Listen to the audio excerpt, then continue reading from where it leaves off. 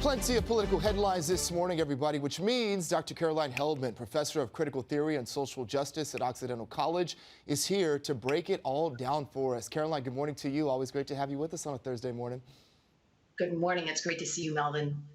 All right, so I want to start here. Topping news, a defiant Boris Johnson announces his resignation. This after dozens of ministers resigned over the last 24 hours. He noted during his remarks that he's given up. This is the best job in the world. But also, he said, Caroline, it's eccentric to make this kind of a change in government. What prompted him to finally leave?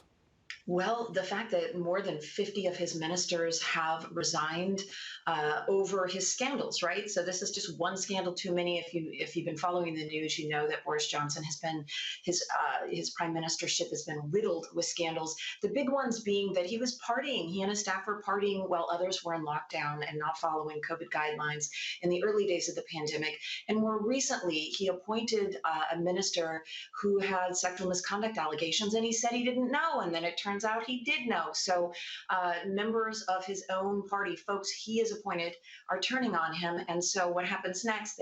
There won't be an election. This is a prime minister system. The Conservative Party that he represents still has a majority. They will simply choose someone to elevate. Do you think this is the beginning of a broader trend? Of holding folks in power accountable who have scandals? I would hope so, but Melvin, probably not. All right, well, turning to politics now here at home, former White House lawyer Pat Cipollone has agreed to testify for the January 6th committee in a transcribed, videotaped interview this Friday.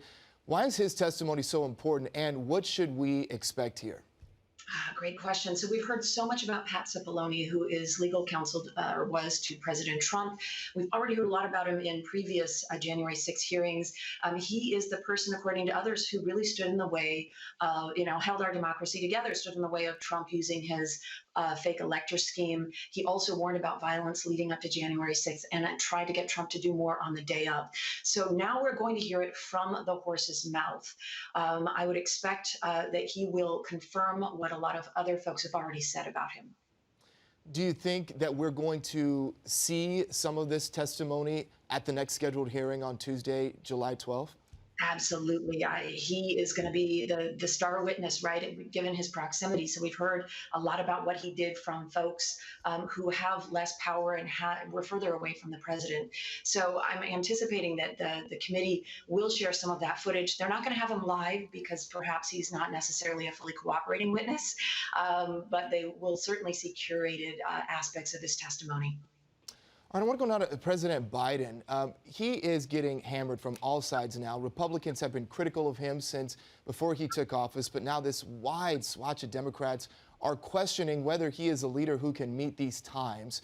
How can President Biden navigate this going into the midterm elections and also his re-election campaign coming up in 2024? Well, he has not done a good job of selling what he has done well. And we have historically low unemployment rates, of course, a 21-day drop in gas prices. He hasn't done a good job of any of his positive messaging, and he hasn't done a good job of defending himself. So I would place a lot of the blame at Biden's feet, especially with folks from his own party who are now very critical of him. He also, though, in his defense, doesn't have the power to shift the court. He would have to go through Congress to do that. He also doesn't have the power to protect Roe. The Congress would have to do that and send it to his desk. So a lot of the anger that's being driven at him are for things that are outside of his control. And I would argue this regardless of what party. I think we need to be fair about our assessments. But Biden is right now really a drag on the Democratic Party heading into the midterm elections. Well, speaking of President Biden, to stay here, Brittany Griner has made personal appeals to President Biden in a handwritten letter. In the letter, Griner said she feared that she would spend forever in detention in Russia. President Biden said on Wednesday that he's working to win Griner's freedom as soon as possible. Do you think that this White House, Caroline, is doing enough? And how much of a role is race playing here and also gender? You know, it is hard to say what the White House is doing behind the scenes, but we know they're negotiating for multiple releases of prisoners, not just Brittany Griner. I would assume that, given the high-profile nature of this case, they're doing everything that they possibly can. With that said, this is not, a lawful detainment. That the U.S. has been very clear about what is happening here. Russia is using Brittany Griner and others as political pawns. And yes, I do think the lack of attention on her case in the United States as the star of the WNBA has much to do with her race and her gender and perhaps her sexuality. Caroline Heldman, thank you so much for always offering us such great insight and perspective on many of these hot-button political issues. Wouldn't be a Thursday morning without you. Have a great weekend, Melvin. Thank you. You as well. And that's Dr. Caroline Heldman, everybody.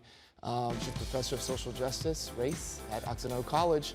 Thank you. We'll be right back, everybody. Stay with us. This is Your Morning on Spectrum News 1.